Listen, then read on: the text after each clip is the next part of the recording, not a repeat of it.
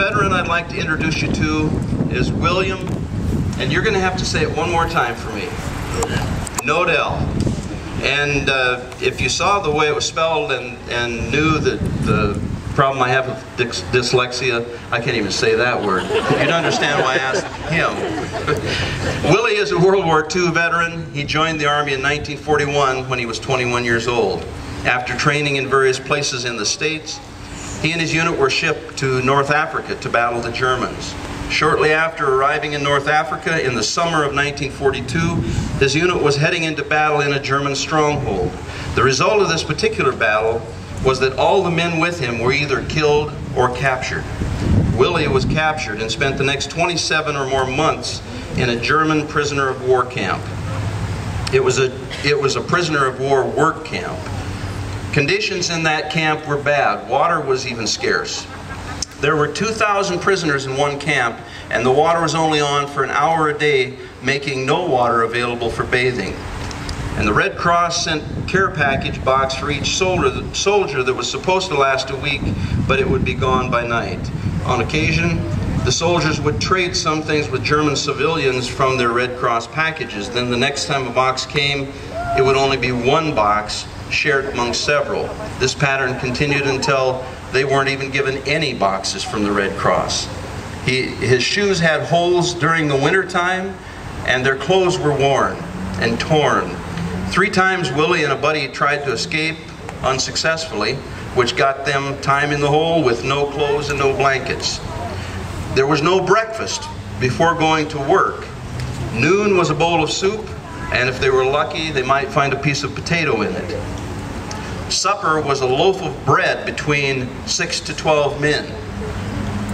The Americans liberated them in April of 1945 out of that German camp. With all the stops by the military, it took him 3 more months to get home to American soil. And when he got home, a big welcome for the POWs took place when their ship came into the New York harbor. One thing that I found is typical, and you know this to be true if you know some veterans, is that probably the bigger their sacrifice, the less they're inclined to talk about it. And the next gentleman I want to introduce to you is someone that I've known for years. He's a good friend, and I really didn't know a lot about his military service, but I'd like to share some of his story with you. Welcome, Alan Nelson.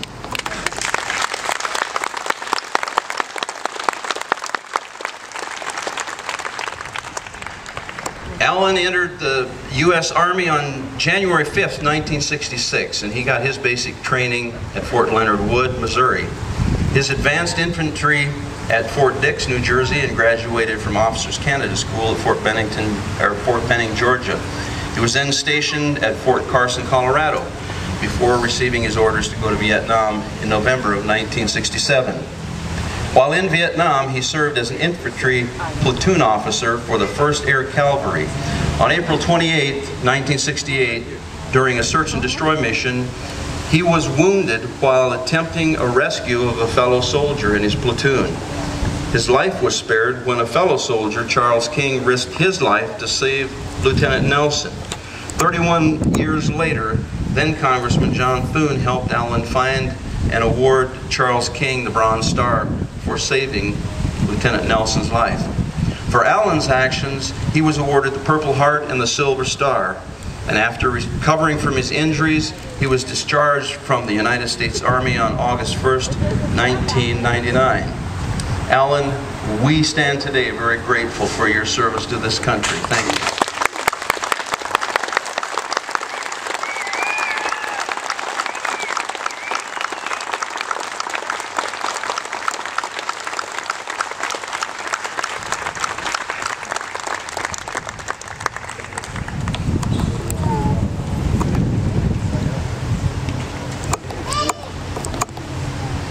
Isn't it a privilege even to be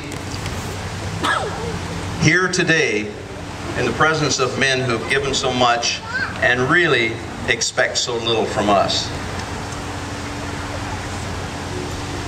If you would allow me, I'd like to plagiarize just a little bit from one of our founding fathers, Abraham Lincoln.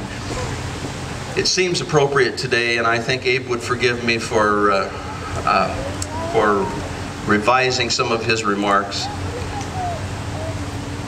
I believe we must rededicate ourselves today to the great task before us, that from these three men that we've honored here today, we renew our commitment to our country, the country for which they made extreme sacrifice, and that we would now renew our resolve that these men did not sacrifice in vain, that this nation under God shall indeed have a new birth of freedom, and that government of the people, by the people, and for the people shall not perish from the earth.